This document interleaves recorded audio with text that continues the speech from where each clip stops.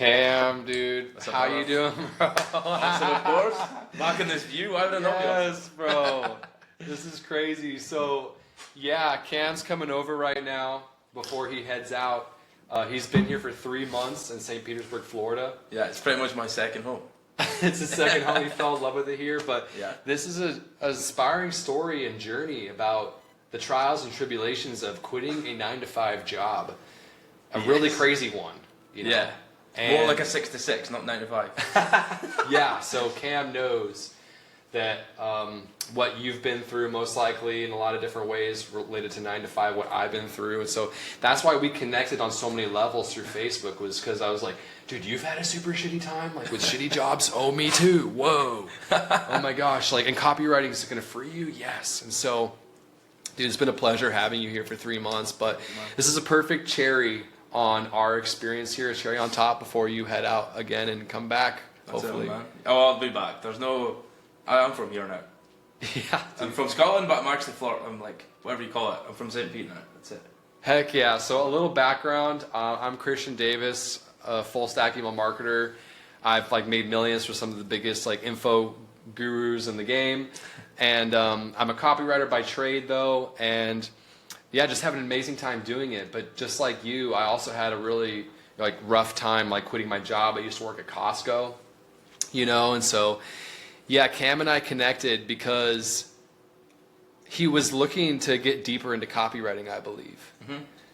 Yeah, I was doing, at this point when I connected with Christian, I'd done a few email gigs, some ads, some stuff with agencies, managing multiple accounts at once, maybe even up to 5, but I was just wanting to go deeper on the email side, because when I first got started, Ning Lee was coaching me, and it was primarily emails only. So I was like, all right, well, Christian knows everything about email, so I'm just gonna go all in, and now I'm here. So yeah, that one decision of accepting friend requests from your VA, now I'm here. Exactly. So accept all your friend requests if they look like Christian. Seriously, yeah. I think my VA sent you a friend request, but I actually stopped when I saw it, and I was like, wait, this guy's awesome. I don't know why, but I feel like I'm going to be really close to them one day. Yeah. And so, yeah, Cam, take us back to, well, first let's tell everyone where we are. I'll make anywhere from 40 to 60K a month with just email marketing as a service. And Cam had some really good heights too at his peak and stuff. Yeah, last month was my first 5-figure month since starting copywriting. So since November 2022, when Andrew Tate released his Real World. That's where it started for me. You guys watching is probably going to be laughing because you're maybe even in it now. And I don't know what version it's on. It's on probably version 17. And the guy Andrew's sitting there with his sword and telling you to work harder and do more outreach. That's how I got started as well. So I joined Andrew Tate's Real World.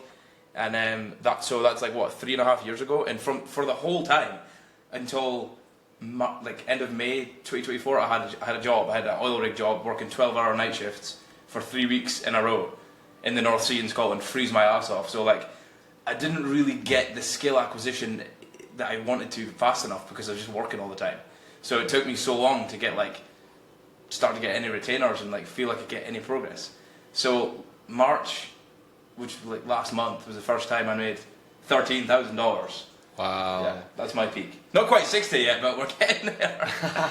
One step at a time, baby. You'd be surprised how quickly it can happen too, after, putting in lots of effort over the course of months and years.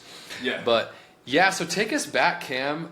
Take us back to the very beginning, what type of job you had and how that felt and where you were in that stage of your life. Yeah, I kind of touched on it there, but I grew up on a farm, and that was kind of crazy. You all know what farm work's like, so my whole life I've done physical jobs, farming, fishing. I've been on a fishing boat, been in fish factories, working 12-hour days, cutting fish up for 12 hours, packing fish. And like I said, I've been to sea as well. And then when I was 17, 18, I went to college to study engineering, which was a big mistake because I just hated it, but I was just everybody does that back home. Engineering, oil rigs, fishing, farming. So I was just kind of following suit. Even though I had this thing in me that was no, I'm going to do something bigger and better, but I didn't know what it was.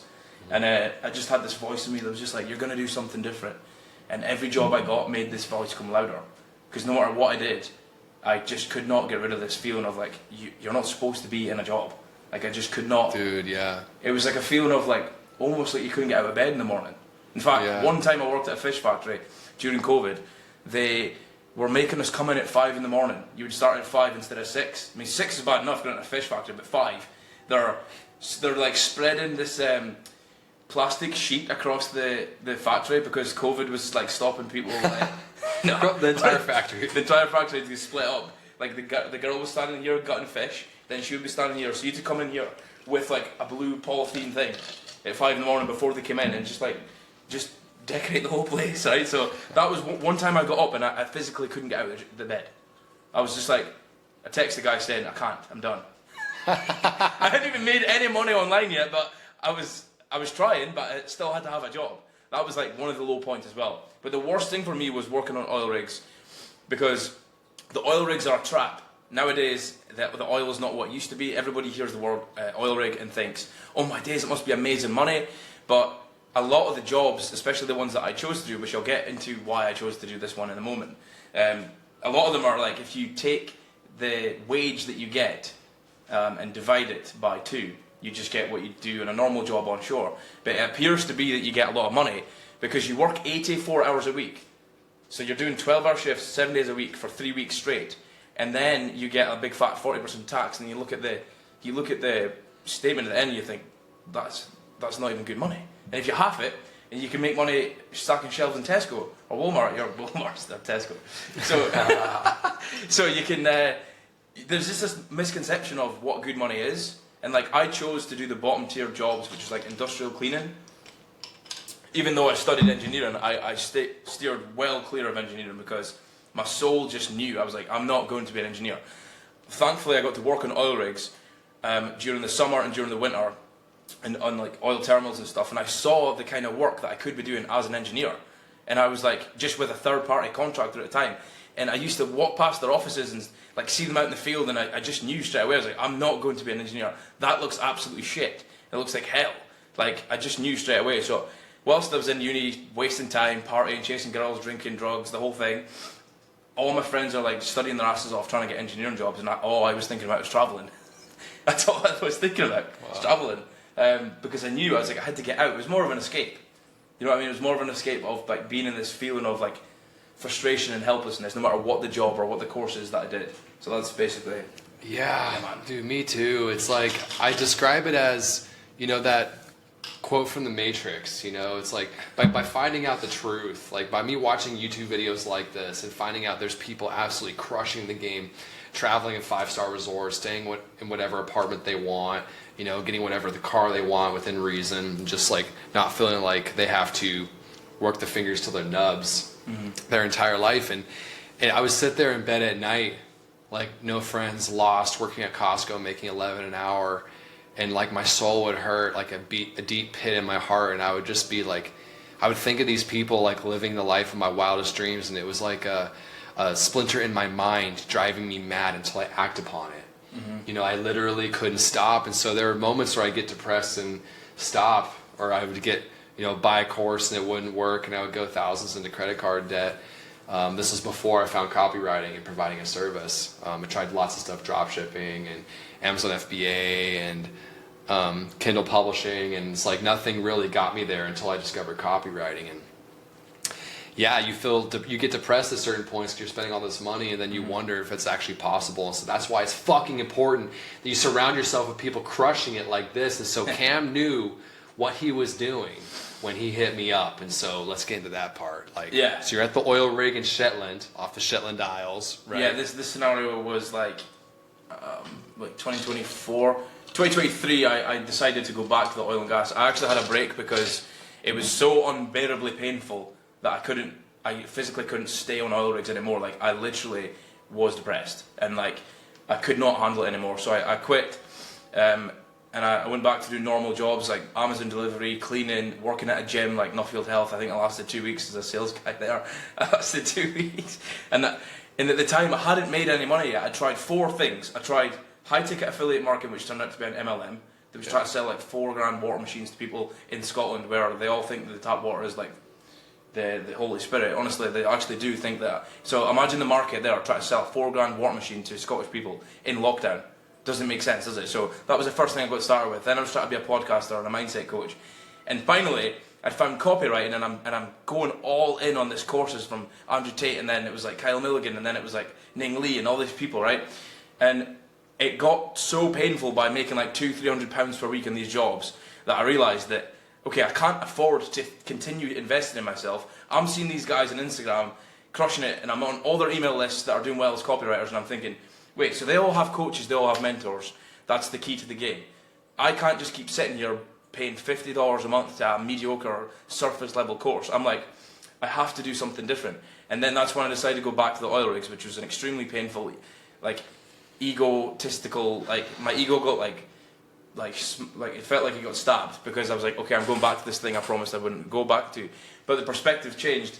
I went back there thinking, okay, I'm not earning £300 per week anymore. I'll maybe clear 1,100, 1,200. And with the spare cash that I had, I started investing in courses. And then slowly but surely I started making better progress. And then that's when I seen Christian on Facebook. And now I'll paint the picture for you here. I'm sitting in an accommodation. So when you go to the oil rigs, you have an accommodation block, and you're staying on the oil rig, and then there's something else called an oil terminal that does the same thing but onshore. When the oil's pumped out onto through the pipes, and sometimes you have terminals onshore instead of doing it on the rigs. So I was working on one of these up in the Shetland Isles. You can Google it, it's just right across from Norway basically. But I don't even understand why humans are there. It's that inhospitable, honestly, it's dreadful. So it's like -8 degrees Celsius outside, 4:20 in the morning. That's the time I had to get up in the morning, because I had to write emails for clients and do outreach before my 12-hour shift started, like 6:30. So I'd get up at 4-ish in the morning and get hydrated, get caffeinated, get music on, start plowing through the laptop, start pumping my emails out. And I would go onto Facebook, and I seen Christian's vibrant story. On Facebook, you can actually see the preview of the story. That's a good thing. And I seen Christian like backflipping off a boat in Tampa or something. He was like, backflipping, and it was like really blue, and I was like, well, I want to click on that. And I clicked on it, and you're just backflipping in the ocean. And that's how I first messaged Christian. I was like, dude, that looks so much fun. I'm sitting here like -8 degrees at 4 in the morning, typing, freezing my ass off, like genuinely like eyes twitching from too much caffeine and stress and lack of sleep. And I'm just like, dude, like, how do you do that? Like, what the fuck? And I'm like on day 2 at 21 on my trip, and I'm just sitting there like basically being sick. Like, how do you do that, man? And then I said, and what I did differently to most people, I think Christian could agree, I basically just straight up was like, hey, I want to pay you right now. Do you do coaching? And he was like, no, it's closed, but you can book a call here. There's a small charge. And then I booked a call with Christian, and we ended up just becoming friends within like 2 calls. Let's go, bro. Yes. And then from there, I got coaching with Christian, became friends, quit my job, came to see him here in May 2024.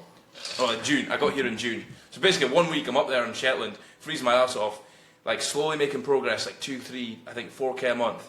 And then I just pulled the plug, and was like, I'm quitting the oil rigs. Flew to St. Pete, and this is the second time I visited, but that's basically what takes me up to meeting Christian. Wow, yeah, dude, take me back, bro. And it's like, I love your attitude the entire time, because you remind me just like me. It's like when I was like fantasizing about my dream life for 4.5 years, hating every minute of every day. I mean, I don't think a lot of people understand. You understand, yeah. But I mean, dude, I was literally cussing under my breath all day, every day, like fucking. Like, you ever just look around at everything around you, and you're like, I am not supposed to be here. I'm not supposed to be talking to these people or doing this activity. Why the F am I here? Yeah, I've got a funny one. Just like perfect example of how your environment determines like your progress and like how you feel. Because some of the people, the job that I did, kind of attracted some crazy people. Like, you don't need much qualifications in that. Just any random person off the street can come, do a couple tickets, trainings, and then get these jobs. So you're surrounded by some funny people, like some of the best people I've met as well, but like it attracted both, okay? And I remember being up in Shetland, I was reading a personal development book on my break, and there was an old man, he was 65, he could barely walk, his hips were fucked, his knees were fucked. He was like, he'd been a welder or plater basically his whole life. And he was sitting in the back of the tea hut, and I'm sitting there reading Dan Coe's personal development book called The Art of Focus. And I just heard behind me, "What's that you're reading, son?" And I was like, "What?" And then as the guy's like, "What's that book you're reading?" And he started asking me about the book I was reading. And I was like, oh, I don't know how to tell this old man who's worked his whole life and like obviously is stuck in his own ways. I was like, oh well, it's just a book about getting focused and like changing your life and like ah, it's pretty good. And then he's like, and he just he like basically referred to someone like Tony Robbins back in the 50s or 60s, but it wasn't him. I don't know. Jim Rohn. Somebody like that. He referred to someone, and then was like, oh, is it one of them books like Jim Rohn or something? And then I was like, basically, yeah. And he went, I read one of those back in the day. And he was like, and he just paused and looked at me and he went, it's a load of fucking shite. And I was like, well, it's clearly not, mate, because I'm quitting this job in a month. Bye. But I didn't say that. I was just sitting there thinking, oh, yeah. I'm 27 years old and I'm out of here next month, mate. So is it really a load of shite that you're sitting there 65, can't move, and he still has to work? Normal job? Like, that's the kind of things that used to drive me insane. But it's the best fuel ever. So if you're watching this right now and you're in an environment that is 99% of jobs, really, you look around, and the people are just prime examples of what you don't want to become like. So it's like unlimited fuel. Never have excuses for not having motivation because they're all around you. That's basically it. Yeah, I mean, dude, I get it too. It's like you get paired up with these random people that you're not like, don't have anything in common with. It's like I'm hanging out for 4.5 years all day, every day. Everyone's just talking about like fast food and Netflix shows. And then they're like, I would tell them my dreams foolishly. I know, that's, yeah. I'm like, yeah, I'm going to be a millionaire. I'm going to travel the world. Be like, oh, yeah, me too. How's that going? How's that going, dude? How many millions do you have yet? You're like, dude, actually 40K in debt somewhere. And they all 40K in the hole. Yeah, and they all turn and laugh at me just like Cam did right now. They would all turn and laugh at me and be like, ha ha ha, good luck with that. Or, you'll be back. Like, yeah, you'll be back. Yeah, nice try, buddy. Oh yeah, when we both quit, everyone said that to us. Yeah, you'll be back, man. Don't worry. Like, that's what happened to me. I got a funny idea, like you too. Yeah, I had a couple of people say that actually, but there were some good guys that I was because I'd met so many people in the rigs. I knew who to speak to and who to just shut up with. Like when you said you told the dreams, certain people I could sniff out straight away, and so I would just not say nothing. I would have to actually like almost like reduce my mental capacity to like, let's talk about cars and mortgages and shit, because that's what they talked about, and like cheating on the girl and like all the degenerate weird shit that they all joked about. I had to just step into the normal room and be like, well, what the fuck am I even meant to say? Yeah, like, getting a mortgage is so degen. It's crazy. Just kidding. Like, yeah, you want to rent everything because the haters are going to accuse you of renting it anyway. That's what I discovered. That's facts. So why get a mortgage? But yeah, dude, I feel you. It's like, you know, there's this wall at Costco, the 25-year plus wall, and you would always, to go to your locker or the bathroom, you'd always look at it, and it was crazy because like all these people would have like one of three expressions. One was like deer in the headlights, like, holy shit, I can't believe 25 years went by. What have I done with my life? 2 is they looked pissed, and 3 is they looked depressed. Or all at once. Or all at once, yeah. And you're like, every day you look at that for years, you're like, yes, I get to look forward to this in the future. And it's like, I mean, Costco is a great place to work, but at time and place. It's hard when you're watching people getting rich as fuck on YouTube. Yeah, and you're like, what am I doing with my life? Why are we talking about Burger King, like chicken finger nuggets and like Stranger Things? Like, I'm sorry, but like I can't. I need to escape the Matrix. I'll tell you about my pivotal moment of escaping the Matrix. I was like, this is when it really did start to change for me as well. Like, I got my first coach. This is before Christian, so I made a little bit of progress. But before that, I wasn't really making progress. I felt like I was banging my head against the wall trying to learn this skill. And there's a coach called Ning Lee, but he's retired now. And I was on the oil rig, I was on night shift. I was having the worst 3-week trip ever that I'd had. Like, I was dealing with this guy who was just like a big kid. He would scream and shout at you. The equipment wasn't set up right. The company hadn't sent the right equipment out to the oil rig, so there was downtime and permits not getting issued, which is a permission to work. All this stuff, and like he just used to take it out on us. And like, I remember reading Ning's emails, and he's like, "Yo, so my group coaching's opening," and he used to open it like 3 times a year. And I'm reading these emails like, "We're opening it for 8 weeks again soon," and I've basically like got like £600 in my account at the time, and the course was £1,200. So it was £1,200. I used to get paid weekly, and it shot on the Monday, right? And I go out, we got like a break, and I remember going out to outside of the oil rig and just like on the edge and just looking over, and I could see the moon. The moon was just like lighting up the legs of the oil rig, and it was just like crashing waves, basically a storm. And I'm looking out, and I just look up in the ocean. I was like, I have to join this course. Like that's, I have to do it. So I went into -600 because it was 1200, and then got paid. Obviously got paid on the Thursday, but I went into debt to join this course. Yeah. And then it started whilst I was on the oil rig for like the next 2 weeks. So I'm basically sitting there on night shift, getting taught by Ning Lee, and that's like when it really kicked off for me. Dealing with, because the stress was so much that I was forced to do something. Like dealing with that, like a grown man screaming and shouting in your face, like psychopathic, and you're just looking and think, mate, you're making 3K a month. Fucking chill out. Like you're not running like a rocket ship or something. You're on an oil rig cleaning a fucking tank. Like chill out. Yeah, seriously, it's like. It felt like making food in the deli was life or death. Like outside of like normal hygiene shit, it felt like if we don't make all this food before the time period, then we're all getting fired. It's like, I don't know. What about the grease, chicken grease? Yeah, bro. It's actually, you know what's hilarious? Like my friend who I used to work at a marketing agency with hit me up saying, bro, I have a senior project for grad school with business. And it's on Costco rotisserie chicken, and you're the only guy I know who's got like all the experience. I'm like, oh yeah, I can tell you all about chicken. It's the same 30-minute loop for 4.5 years, and you're constantly trying to shave off time, but it keeps you busy. But yeah, that was crazy. I never thought that I would be needed for my expertise on like rotisserie chicken, but here we are. So nah, it was fun, dude. I mean, not like. Not at all. Like I had my boss was chill. She was a sassy Hawaiian lady, but she treated me like I was a fucking kid and stupid. Yeah. And it demasculates you, and you're just like, wow, I'm making 11 an hour, and I just have to listen to this person scream at me all the time. like everything's the end of the world. Like I'm a fucking idiot. You know, like yeah, right. Like what am I even doing here? Like 11. Is that 11 an hour? Yeah.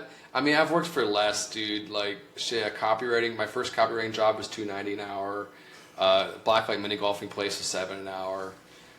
So yeah, dude, I feel anybody out there. It's like I'm not like one of those influencer kids that like just started making a fat bag at a young age. It's like no, I actually had like 7 years of shitty jobs before anything ever worked for me online, and it was just like a pipe dream. And this was before COVID, so a lot of people were not knowing that this was a real thing to do. I didn't know Florida. There's a shit ton of people doing it here. It just felt like escaping the Matrix because like nobody fucking knew about it. And so I'm super passionate about helping people now. And so it hit me in my heartstrings to hear Cam's story and be like, dude, it's my fucking personal mission to get you out of this shit. And like, we'll do as many calls as it takes. And like I just care about you so much, man. I'm so glad you're living your dream. I appreciate it, man. Of course. Yeah, it was awesome. Like some of the stuff I had to deal with was mainly, I feel like when people get the foundational skill, it's not really. You obviously still need to become a better copywriter, but the next level starts hitting you with the mindset issues because it's undoing a program, how to get, and I'm still doing it right now. This is like what you guys are going to struggle with the most is not learning the skill; it's unfucking your brain. It's like you've been conditioned to think that. I go in this helicopter, well maybe not, you're probably not in the rig, but for me, I go in this helicopter, do this crazy training and courses and shit, then like have to get out of a helicopter before I'm even allowed on the oil rig and get spun upside down in a swimming pool and not drown and do the simulation of dying, basically. And like that qualifies you to get £1,000 per week. So you're basically conditioned to think that that's good, and that's the only thing. So I do this hard courses, I sacrifice years, I do this, and I get this per hour. So you're programmed from the school system to think that. And you're programmed to think that there's two options, apprenticeship or that. Like go to uni and go to a specialised skill. But nowadays, they're both pretty trash anyway. So you have to undo the programming. And that's when having someone like Christian that's been there and done that, and done a lot of healing and unfucking his own system, our own vessel, is very important. Because we're really good as humans to learn things we want to learn. But we're not. It's the belief, because we've been indoctrinated to think that we're not capable of. That's the biggest thing. So all these things that was before just coming up to the surface, and like Christian's like, no, like you're actually a really good writer. Like stop thinking that. So that's very important, because if you're just sitting there going insane in your job, nobody in your ear saying that I believe that you're actually better than you are, you will probably go insane. Because I was going insane. So that's just a little bit of advice as well for you. Just like basically get somebody like Christian, because it'll shorten the time that you start believing. Because that's the key thing. You need to believe. Most people are not going to believe. They're going to tell you like, oh, what do you mean? Just go on an oil rig, or just go on the boat, or just go to the factory. Like that's for other people. And it's like, no, it's for me. If you know it's for you, then it is for you.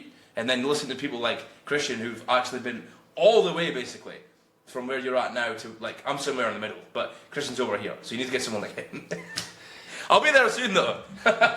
You're already there, bro. You already made it. It's like, yeah, honestly, I'm super passionate about helping people understand how they can overcome their shit. Because for me, it's like I was stuck in a loop for 4.5 years.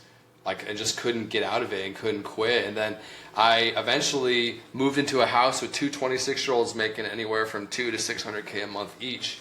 And my mind was completely cracked open. First day, I'm like, wow, I've been thinking completely wrong, completely small.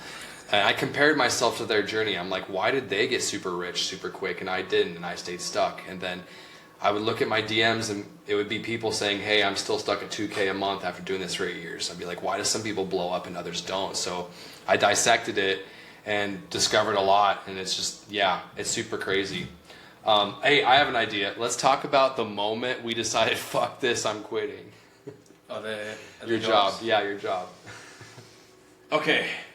It wasn't some, like, I'm not even sure I would advise this, I just did it. Because I was in so much fucking pain that I was like, well, what's the alternative? Like, honestly, like, I'm not sitting here like, you be very conservative and have 15 grand in the bank and you have an escape plan, and I had nothing. I had zero. Nothing. I had nothing. No backup.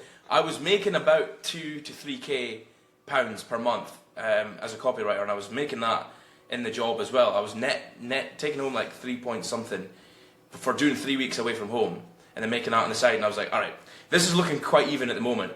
But I was always spending money on courses, coaching. I had a girlfriend at the time, so like girlfriends have got needs, like you need this now, you need this like night out and things. Just need to do stuff with the girls. So like I was spending a lot of money on expenses and living anyway, and then I had the income from copywriting that was pumping back into coaching, and I was just like, right, I still felt extremely broke, but I had the cash flow. I think that's the most important thing. If you've got the cash flow, then then you might be okay. But I wasn't okay, that's the funny thing. I was okay for a bit, then I wasn't okay.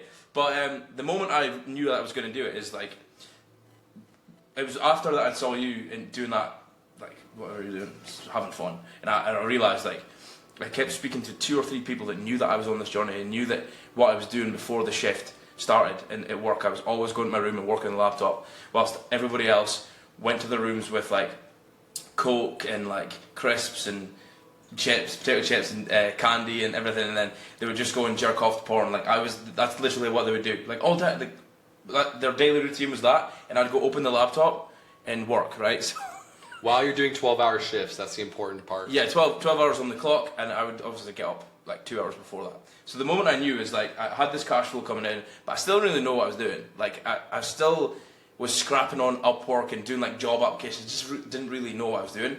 But getting up in the morning and feeling like, when I opened the window for some fresh air and feeling the minus like 8 to 10 Celsius, and looking at my phone and looking at the date, and the date was like, oh, you basically telling me that I've got another 22 days before I actually go home again, or 21, right? And I'd been doing it for so long, and I looked at myself and I actually looked ill. Like, I've got some videos and stuff I can show you later. I actually look ill. And the trip, the 3 weeks that time was just so horrendous. It was so unbearable that one of the guys who was running the job, he was kind of like a military leader, or well, he thought he was. He kind of ran it like a sergeant major sort of type. And he reduced the break. He reduced your tea break from 10 to 10:30 to 10 to 10:15 because he just thought he could. He was like, no, you guys get back out to work. But bear in mind, it's like extremely cold, like minus 8, 9 degrees Celsius. And I remember sitting thinking of that. I was like, what the fuck am I doing? What am I doing? That I'm going to have to do it soon. And one of the guys, Craig, shout out to Craig if he ever watches this, he was like giving me the belief. He was like, bro, you're getting, how much did you make? And I told him, and he's like, you need to leave. Like, go for it. What's going to happen? I said, yeah, no, I've got Christian in Florida. He's saying, come to Florida. Come to Florida. And he's like, bro, don't do another trip. They're going to send you back up here, and you're exhausted. You look like you're about to die, like with stress and like how pale I was. And that's the moment I knew that I was going to hand the notice in. So I had to go home and then hand the notice in officially by email the next week. But it's kind of a build-up. You just get to a point and it's just unbearable anymore. It's that one, but there is a few moments that lead up to that give you the courage to do it. But that was mine. It was a big brew-up moment. Wow. I know. Yeah, you're just like, fuck this shit. Like, I remember, it's crazy because you can think about, I mean, even honestly, within day one of me starting that 4.5-year journey, I was thinking of quitting nonstop. So it was like crazy. Yeah, I was thinking about it every day as well. Since it's like been 6 years of trying to make money online, and I had 6 years of different jobs. It's true, you think about it every day, and it actually keeps you going as well. Like through all the horrendous long shit hours and shit wages, shit money, shit people that you work with, that thing that you're working on, which for you guys might be copywriting, email marketing, like that just keeps you going because you almost feel like you almost feel like a little bit smug. You're like, you guys wish you just knew what was going on in the background. Like when I go to my room at night, what you guys are doing versus what I'm doing. Like I am building an escape plan and it gets exciting. So it's extremely stressful, but then it gets exciting. You know that you're going to quit one day. And that keeps you going through the horrendous shit that you've got to go through. Yeah, exactly. For me, my moment was I was just hanging out with friends for the summer and having a blast, and I was hiking up Mount St. Helens in Oregon, and we all took LSD, and we're having a great time, and I just remember being like, you know what, fuck this shit, I am so done. I'm so done. I don't have that much saved. I had like $6,000 saved, but I was like, fuck it, I don't care. And then I just like raised my hand in the air and just like shouted, and I took a photo of it. I still have that. I'll pop that on the screen here. But yeah, then I literally went home, wrote my 2-week notice, and then turned it in the very next day. And yeah, then submitted my 2-week notice like with a copy of my book that I wrote, The Art of Focus, and Mastering Concentration, The Art of Focus. Nice. Yep. Fuck yeah. And yeah, it was crazy to actually be like, wow, I'm really doing this. I have a bunch of clips of me stating into existence too. I'm like stating on my last day at Costco, walking through there, recording myself, I'm stating, I'm going to be a millionaire. I'm going to travel the world, do whatever the fuck I want, and be a millionaire. Nothing's going to stop me. And I think there's people in the background of my video looking at me like I'm crazy. But I didn't give a shit. And so yeah, like dude, now what's your day-to-day look like now as a full-time copywriter in Florida? So nowadays it's trying to juggle.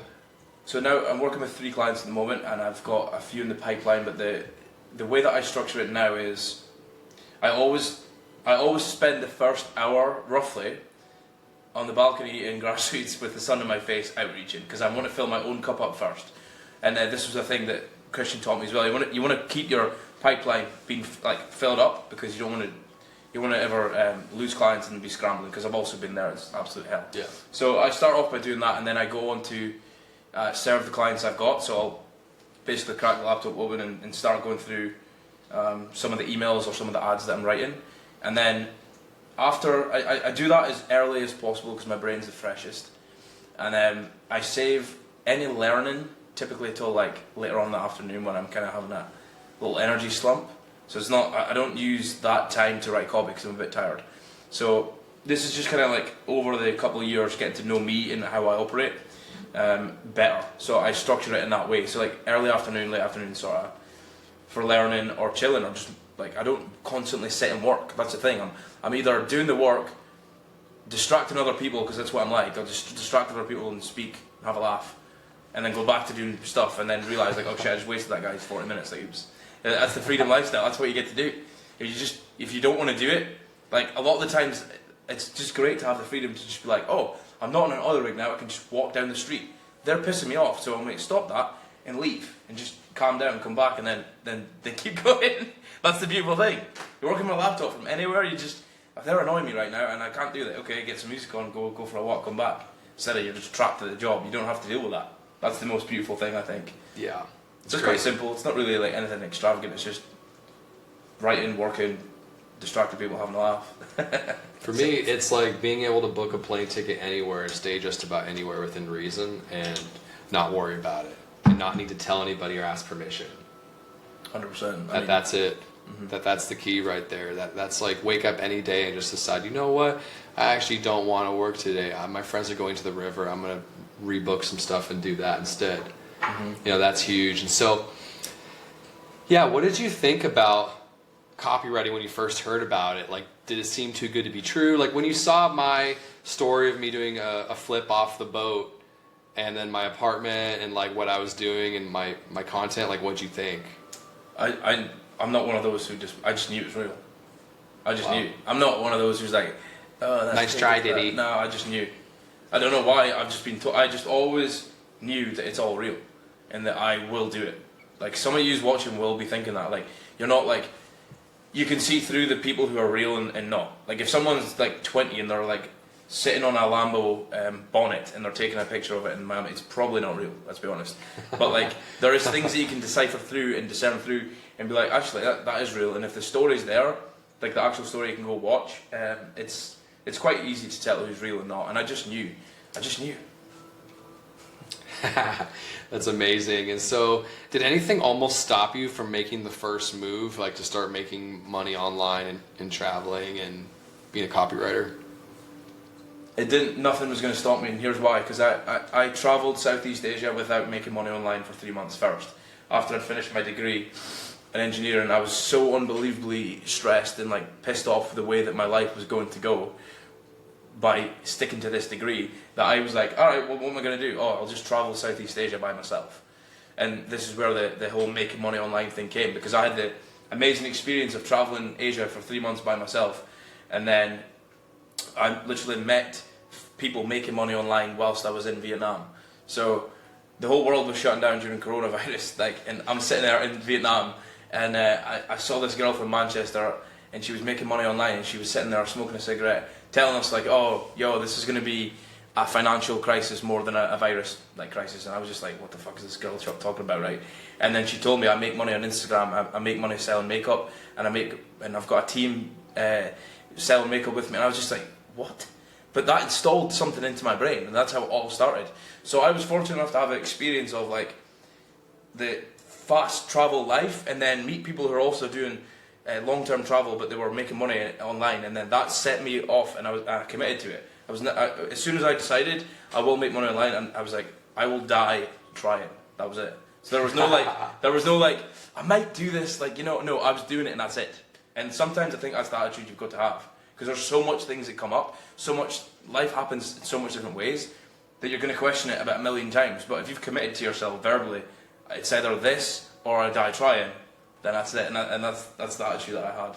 Yeah. So like, walk me through what you were thinking like when you put the money down for your first course or your most significant. I was shitting myself, man.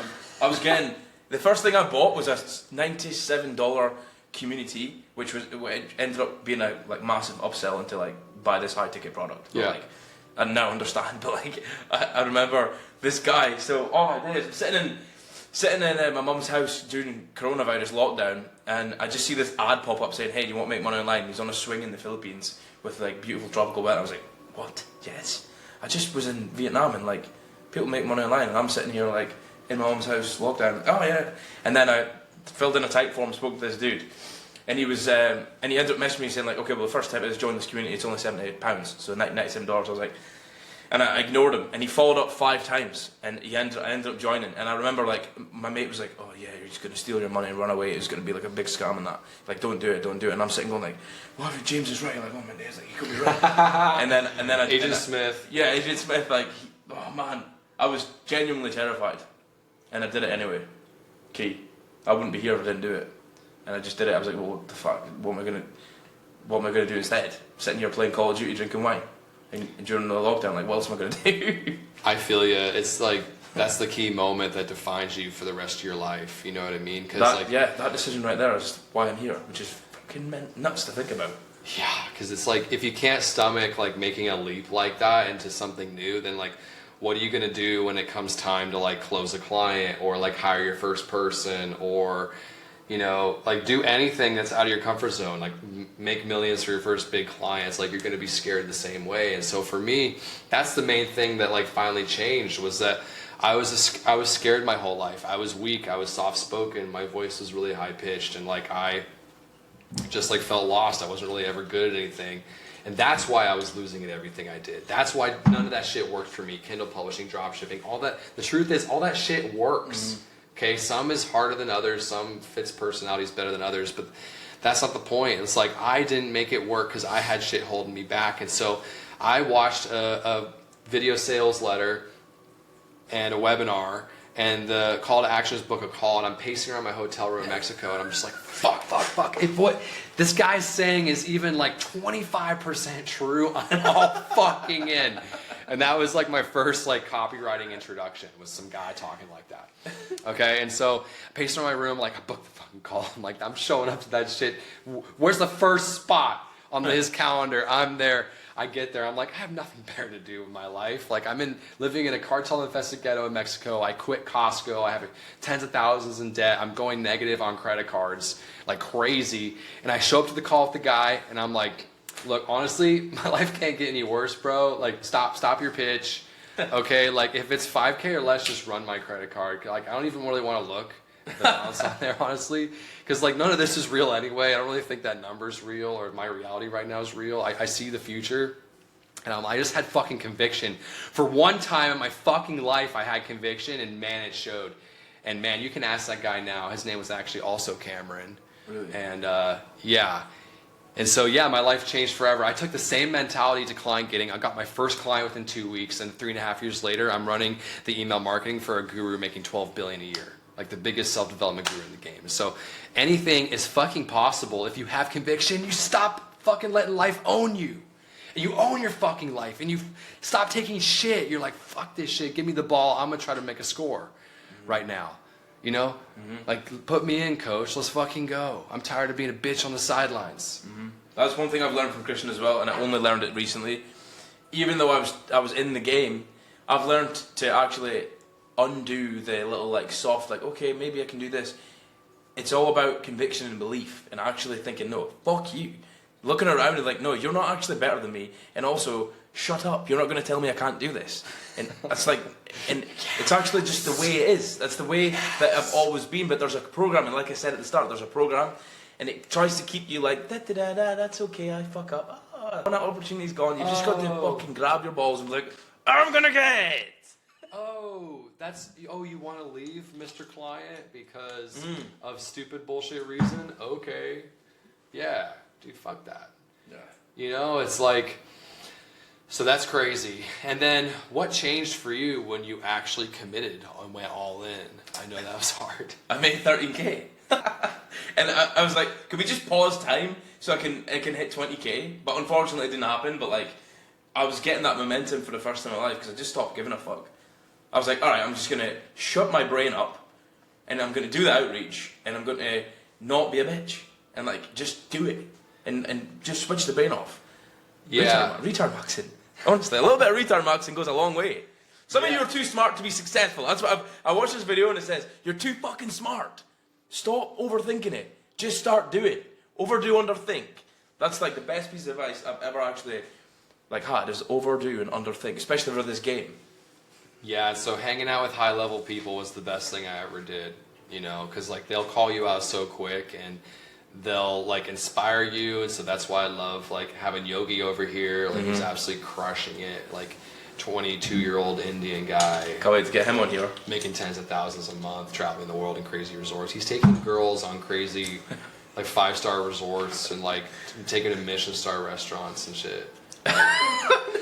He's a G. You'll see him soon. Yeah, but anyway, so give me a specific moment, bro. Like a client you closed, a number you hit, you know, something concrete that where you looked up and went, holy shit, I think this copywriting thing is real. Okay. I think there's been a few. But the very first few clients I got, I was like, they were probably the most exciting because they were an absolute shambles, but they were just, it was like, oh shit, I just got money from the internet. Like, what the fuck? Like, so the first one I got was, these two girls are running a brand on TikTok. The first payment I got was $97, and I wrote 3 emails for, I think I was trying to warm up a list or something, and it was just a complete shambles. But like, I got on the call with them, bear in mind I hadn't done anything yet. there's like, oh, you got a portfolio and shit? I was like, yeah, I've got a couple email samples, but like I haven't done anything. I've got no reference point. I've got like 3 months inside the real world experience. Like that's it. And I'm on my call, like sweating buckets, speaking to these 2 girls from California, and they were nice. That I was looking at the first payment I got was from someone nice, not trying to grill me. But when I said, all right, we're going to take, and it wasn't even a proper payment, it was a deposit, the $97 deposit. I know, that was the first thing I ever got. And then that was a bit surreal because I was sitting there like, I couldn't even afford to get a stand for my laptop. I used an old MacBook case to lift the laptop up so I couldn't wreck my neck. So I was looking down like that. I lifted it up with an old MacBook.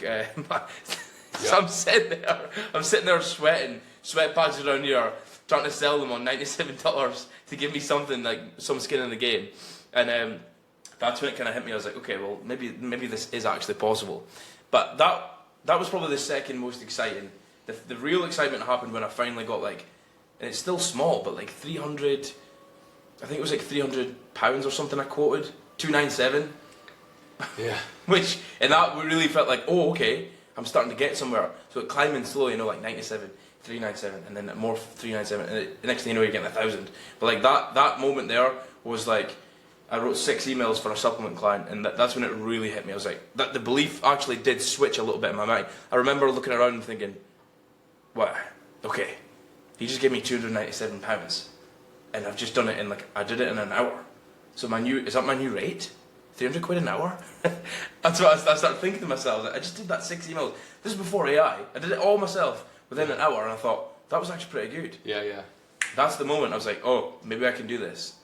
There's plenty of doubtful moments after that, but that's the moment I was like, this is actually real. Looking at Stripe, actually getting a Stripe payment. Yeah. After walking on a rig in a fishing boat and getting cash in hand from old fishing people, like, here's your 100 quid, mate. And then Stripe gives me a notification saying that you've got a payment. That's kind of wild. Facts, dude. I agree. Yeah, like nothing like getting that first 5K client where you're like, holy shit, it's freaking real. 1 email a day, 5K client. So what would you say to someone who's been almost there for too long? Okay. You're probably the youngest you are. You're watching this right now, you've been on the fence, you keep overthinking it. The only thing I would say is, if you don't do it now, you probably never will. And that's a statistical fact. You're probably watching this, and most of you might not have any responsibilities. And even if you do, you still have to take action now, because it only gets more and more work. Like, if you follow the societal route, you're going to get older, you want a mortgage, kids, family, wife, the things are going to get more expensive, and you're likely in the spot where it's actually the easiest. So if you don't take action now, statistically speaking, if time goes on, you will believe less, you will probably not keep up the habits. Like, for example, you just look at people around you in their work, and they get fatter, they get sicker, they get less energetic, and they never do it. So there's some sort of cut-off, where if you don't do it when you've got no responsibilities or little, you'll maybe not do it. And I'm not, even if you have got responsibilities and you're thinking, well, I shouldn't do it because of this risk. No, you've actually got to think about your life, and if you're like in your 30s, you could live to like 90. You might have to just cut back on things and actually just readjust the payments that you've got. Because if you don't do it, you've got to think about what's the alternative. The thing's it's definitely not going to change if you don't do it. So you've got another 50 years of definitely not doing it, or just go for it now. Because you don't realise how much progress you can make in a few years. It's absolutely wild. Not even 2 years ago, I was sitting on an oil rig. Like, think how crazy that is. Not even 2 years. This is April, and it was the end of May 2024 that I quit. So I'm just telling you now, you have to... I know it's scary. I know it feels doubtful because everyone around you is like, oh, who do you think you are? Get a job. Get your car. You're weird. You're just crazy. And you've got to flip the perspective and think, well, do I want to look like them, earn like them, speak like them, look like them? The answer's probably no. So there's your answer. If the answer is no to that, you know what to do. To do it. Wow. Speaking from the heart, bro. Hell yeah, bro. I felt that one. It was crazy. So, like, where can people find you and follow you? At Cameron's Copy on Instagram. That's probably the best place to find me. Or just type in Cameron Smith on Facebook. I'm quite active there as well. Perfect, bro. Man, it's been a freaking pleasure. Yo, Sam, do you want to come say hi to everybody? Okay, we have another copywriter here named Sam, and he's also vibing with us. And Yogi's over at Grassroots. And so we got an awesome community out here in Tampa, Florida. And like, it's just, so important to surround yourself with people crushing it. So yeah, do whatever you have to do to surround yourself with people crushing it in the game and having an amazing time. And so who knows, it could unlock the life of your wildest dreams. 100%, man. It did for me. It did for Cam. Mad love, everybody. Let's go. Let's fucking go, baby. That was fucking awesome. Oh, dude. That was good.